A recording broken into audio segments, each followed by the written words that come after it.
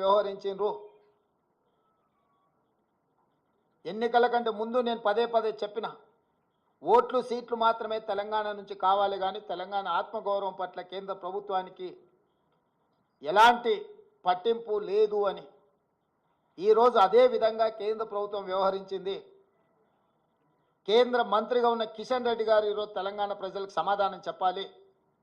BJP అధ్యక్షుడిగా నరేంద్ర మోడీ గారి మంత్రివర్గంలో యూనియన్ క్యాబినెట్ మినిస్టర్గా కిషన్ రెడ్డి గారు బాధ్యత వహించాలి. తెలంగాణకు జరిగిన అన్యాయానికి తెలంగాణ ప్రజలకు క్షమాపణ చెప్పి తక్షణమే మోడీ మంత్రివర్గం నుంచి తప్పుకోవాలి కిషన్ రెడ్డి గారు.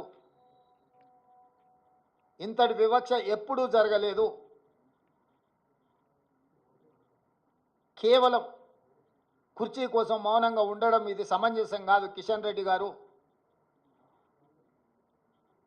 ఈరోజు తెలంగాణకు బయ్యారం ఉక్కు కర్మాగారం, Kazipet railway coach factory, IIM, ప్రతి రాష్ట్రంలో ఐఐఎం ఉంది. మేము ఐఐఎం కావాలి తెలంగాణ రాష్ట్రంలో లేదు అనిస్తే ధర్మేంద్ర ప్రధాన్ గారు నాకు లేఖ రాశారు, మీ రాష్ట్రానికి ఐఐఎం ఇవ్వము అని. భారతదేశంలో ప్రతి రాష్ట్రంలో విద్యార్థులు చదువుకోవడానికి ఐఐఎంలు ఉన్నప్పుడు తెలంగాణ రాష్ట్రానికి ఎందుకు ఇవ్వరు? నేను ప్రధానమంత్రి గారిని కలిసి స్వయంగా ఐఐఎంకు లెటర్ ఇస్తే ప్రధానమంత్రి గారు సంబంధిత శాఖ మంత్రికి పంపిస్తే ధర్మేంద్ర ప్రధాన్ గారు నాకు లేఖ రాసిండ్రు 3 రోజుల క్రితం, మీ తెలంగాణ రాష్ట్రానికి ఐఐఎం ఇవ్వము అని. ఎందుకు ఇవ్వరు? ఐఐఎం మనకి ఇవ్వనప్పుడు కిషన్ రెడ్డి గారు ఎందుకు కొనసాగుతున్నాడు కేంద్ర మంత్రిగా? పాలమూరు రంగారెడ్డి ఎత్తిపోతలకు కేంద్ర ప్రభుత్వం ఎందుకు నిధులు ఇవ్వను అంటుంది? పోలవరం నిర్మాణానికి 1000 కోట్ల రూపాయలు ఇచ్చే కేంద్ర ప్రభుత్వం ఎందుకు పాలమూరు రంగారెడ్డి ఎత్తిపోతలకు కేంద్ర ప్రభుత్వం ఆర్థిక సహాయం చేయనంటుంది?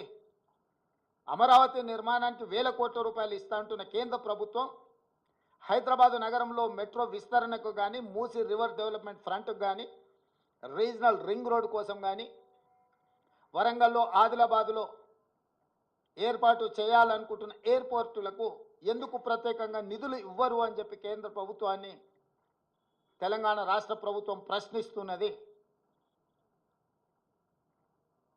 పెద్దన్నగా మేము భావిస్తుంటే మీరు దుర్మార్గంగా వ్యవహరిస్తున్నారు. ప్రధానమంత్రి వివక్ష లేని వికసిత్ భారత్ కోసం ప్రయత్నం చేయాలి, కానీ కేంద్ర ప్రభుత్వం ప్రవేశపెట్టిన బడ్జెట్ బీహార్ ఆంధ్రప్రదేశ్ కోసం ప్రత్యేకంగా ఈ సమావేశాలను ఏర్పాటు చేసి నిధులు కేటాయించినట్టుగా ఉన్నది. కేవలం క్విడ్ ప్రోకో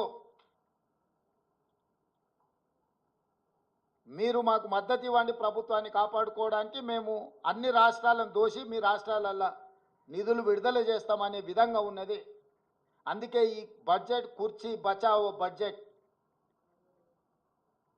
కుర్చీ లాలూచిలో, ప్రధానమంత్రి లాలూచిలో బీజేపీ తెలంగాణ ప్రజల యొక్క హక్కులను, తెలంగాణ రాష్ట్ర అభివృద్ధిని కాలరాస్తున్నది. ఇది ఏమాత్రం ఇక్కడి ప్రజలు సహించరు. మా ప్రభుత్వం ఊరుకోదు. మా నిరసనను తప్పకుండా పార్లమెంట్ బడ్జెట్ సమావేశాలలో మా పార్లమెంట్ సభ్యులు ప్రధానమంత్రికి తెలియజేస్తారు.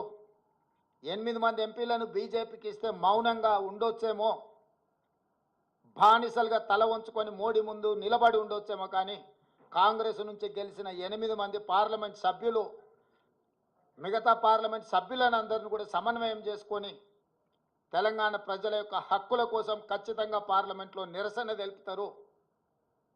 ఆంధ్రప్రదేశ్ పునర్విభజన చట్టము అని అంటే కేవలం ఆంధ్రప్రదేశ్కే నిధుల విడుదల కాదు.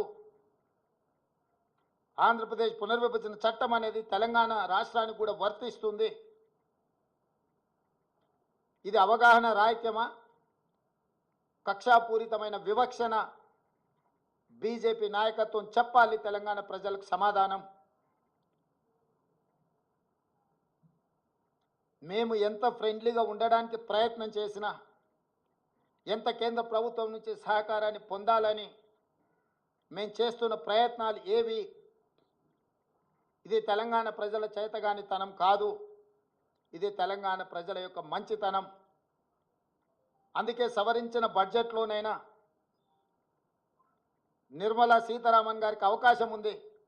బడ్జెట్ను సవరించి బయ్యారం ఉక్కు కర్మాగారం, Kazipet railway coach factory, Palamuru Rangareddy ఎత్తిపోతల సాగునీటి ప్రాజెక్టుకు అవసరమైన నిధులు, మూసీ రివర్ డెవలప్మెంట్ కోసం గోదావరి జలాలను తీసుకొచ్చి ఉస్మాన్ సాగర్, హిమాయత్ సాగర్కి అనుసంధానం చేయడానికి అవసరమైన నిధులను, మూసీ రివర్ ప్రాంతాన్ని, పరివాహక ప్రాంతాన్ని, కలుషితమైన ఈ నగరాన్ని ఈ కాలుష్యం నుంచి కాపాడడానికి అవసరమైన నిధులను, మెట్రోను విస్తరించడానికి అవసరమైన నిధులను, ఫార్మా రంగంలో ఫార్మా విలేజ్లను ఏవైతే నిర్మించాలనుకుంటున్నామో దానికి సంబంధించిన ఇన్ఫ్రాస్ట్రక్చర్ కోసం అవసరమైన నిధులను సవరించిన బడ్జెట్లో పెట్టి వ్యవహరిస్తున్న విధానాన్ని మార్చుకొని కక్షలు వివక్షలు పక్కన పెట్టి తెలంగాణ